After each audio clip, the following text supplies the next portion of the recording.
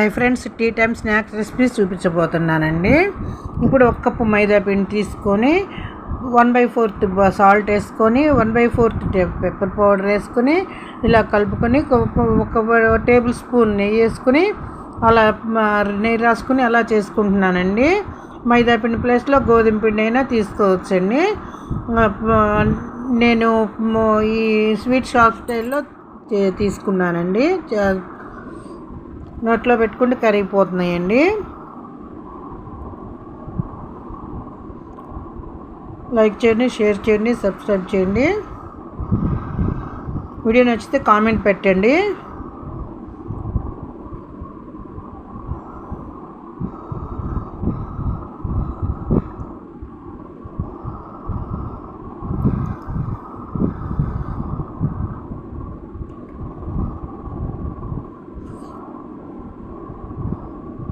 పెద్దవాళ్ళు టీ టైంలో స్నాక్స్ తీసుకోవచ్చు.